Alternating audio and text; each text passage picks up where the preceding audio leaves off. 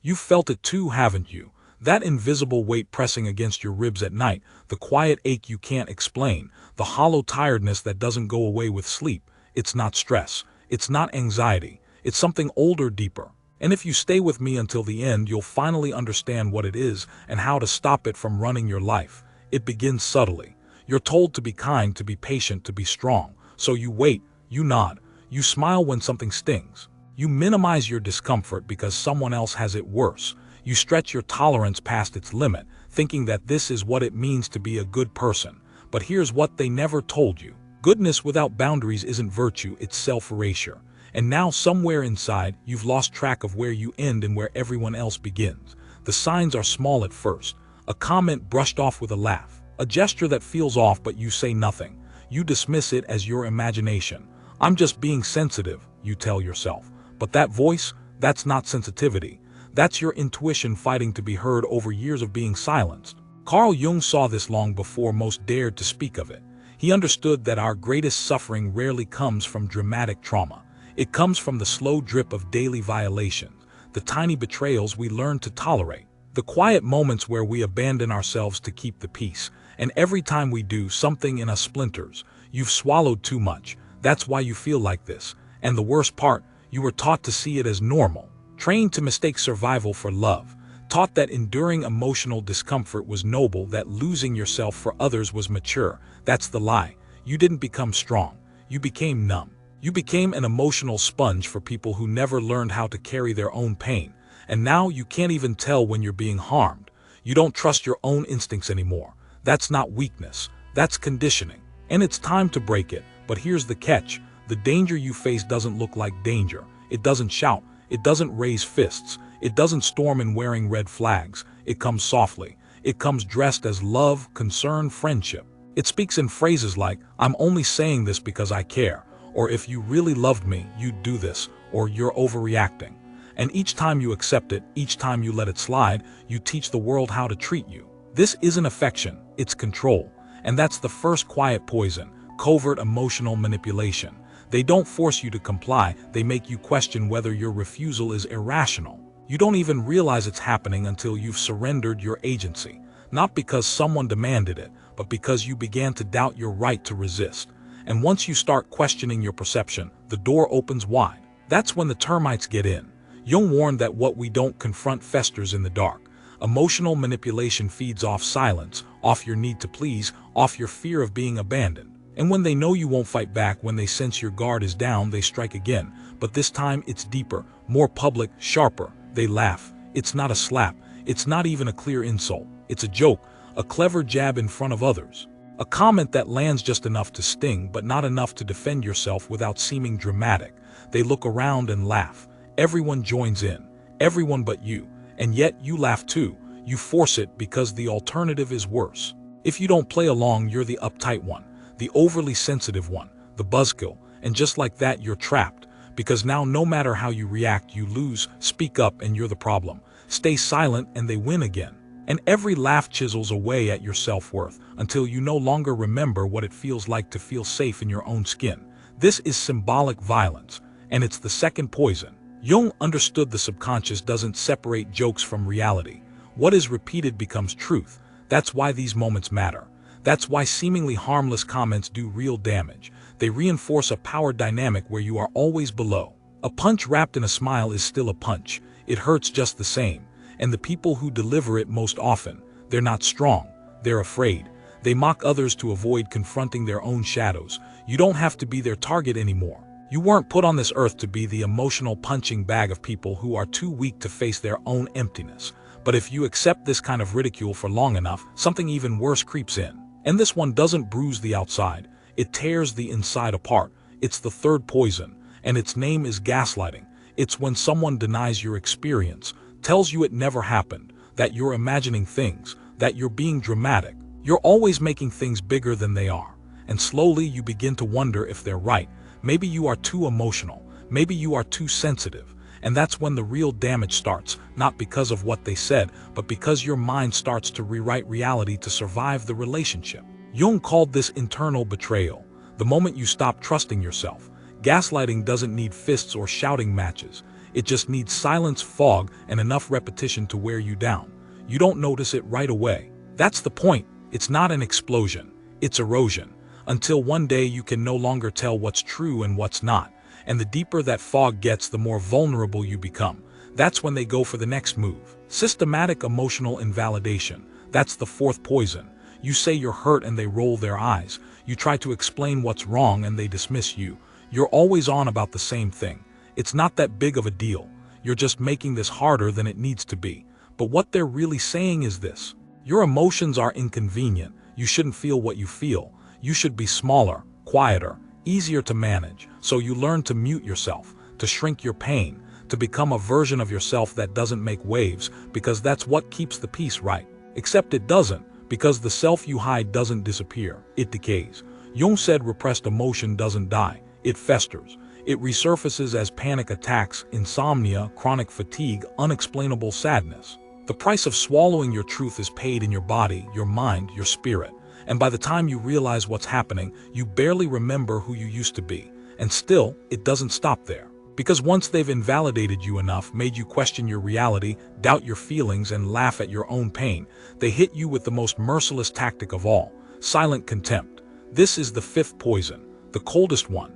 They don't raise their voice, they don't insult you, they simply disappear while standing right next to you. They withhold affection, they avoid eye contact, they go quiet when you speak, and the message is loud even in the silence: you don't matter. This isn't a fight, it's erasure. And the longer it goes on, the deeper the wound. Contempt doesn't argue, it devalues. It makes you feel invisible, like your presence is a burden, your voice a nuisance. And if you're still holding on at this point, still trying to explain, still hoping they'll just acknowledge what's happening, then you're already bleeding for a connection that was never real to begin with. This is where people break. And if you've been here, if you've stared into the void of someone's silence, waiting for validation that never comes, you know the damage it does. The way it empties you, the way it makes you believe that being ignored is better than being alone.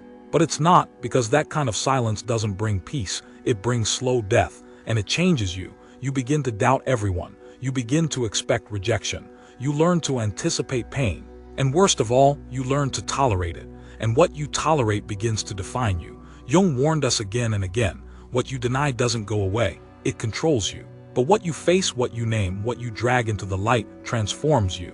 And that's where we are now. You've seen the signs. You've felt the damage. But if you're still here, reading this, then something inside you is already waking up. Because you're not meant to carry this forever. In the next part, we'll go deeper into the last two poisons, hidden so well they look like virtue. But once you see them for what they are, you'll never fall for them again. Good. Because this is where things get truly dangerous, not because they're more obvious, but because they're praised, admired, even spiritualized. You've made it through the manipulation, the mockery, the confusion, the invalidation, and the silence. If you're still standing after all that, it means one of two things. Either you're completely numb, or you've learned to wear your wounds like medals. And here's the tragedy: most people don't see this as damage. They see it as strength. That's the sixth poison, the one that wears a halo. The normalization of sacrifice as virtue. You were told that love means giving everything, that goodness means putting others first, that maturity is selflessness. So you gave and gave and gave until you forgot how to keep anything for yourself. You gave away your time, your energy, your truth, your voice, your space. You confused peacekeeping with peacemaking. You let others cross your boundaries in the name of love, and you silenced your instincts in the name of loyalty. And society applauded you for it. Because a self-sacrificing person is easy to praise, easy to use, easy to control. No one stops you. No one asks you how it feels. They just keep taking your patience, your care, your presence, until there's nothing left but a ghost. And if you ever try to reclaim a piece of yourself, to say no, to draw a line, you're labeled selfish. Cold, difficult. After all, you're the one who taught them that you didn't matter. But listen closely. Sacrifice without reciprocity isn't love. It's abandonment. And the most devastating part, when you practice it long enough, it becomes who you are. Not something you do, something you are. You don't even realize it anymore. You apologize before speaking. You preface every boundary with an excuse. You smile when you're tired. You console others while you're breaking. You think of everyone but yourself and then wonder why you feel so hollow.